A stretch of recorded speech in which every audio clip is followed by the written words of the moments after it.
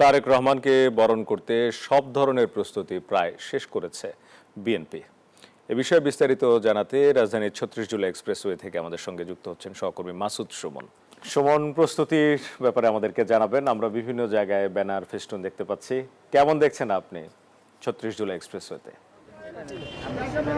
ধন্যবাদ। আমি এই মুহূর্তে রয়েছি স্মার্ট সিটি বসুন্ধরার পাশেই ৩০০ ফিটে, যেখানে আগামীকাল দীর্ঘ দেড় যুগের অবসান ঘটিয়ে এখানে এসেই বক্তব্য রাখবেন বিএনপির ভারপ্রাপ্ত চেয়ারম্যান জনাব তারেক রহমান।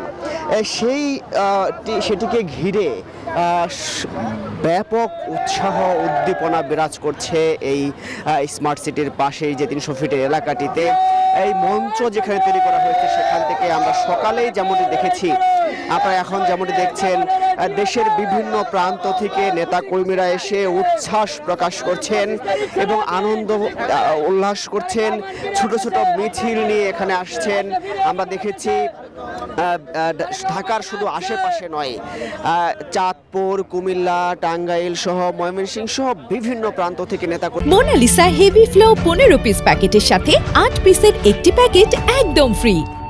কর্মীরা দলীয় পতাকা, দেশের পতাকা এবং মাথায় দলীয় যে ব্যান্ড বেঁধে, হাতে রুমাল নিয়ে মাফলার সহ দলীয় পতাকার বেশে বিভিন্নভাবে উল্লাস প্রকাশ করছেন, অপেক্ষা করছেন কখন সেই দেড় যুগের অবসান ঘটবে, তাদের যে প্রিয় নেতা তিনি দেশে ফিরবেন এবং তিনি এই মঞ্চে এসে বক্তব্য রাখবেন। সেই মহেন্দ্রক্ষণের অপেক্ষায় রয়েছেন এই মানুষগুলো এবং বেলা যতই বাড়ছে ততই এই বসুন্ধরা স্মার্ট সিটির পাশে যে ৩০০ ফিটের জায়গাটিতে সেখানে বিএনপির নেতাকর্মীদের ভিড় বাড়ছে। তো নিরাপত্তার বিষয়টি যদি বলি, কয়েক স্তরে নিরাপত্তা ব্যবস্থা গ্রহণ করা হচ্ছে এবং সকাল থেকে সিটি কর্পোরেশন পরিষ্কার সহ মশক নিধনে বেশ কিছু অভিযান করছে। তো এই ছিল আমার কাছে সর্বশেষ এই ৩০০ ফিট থেকে।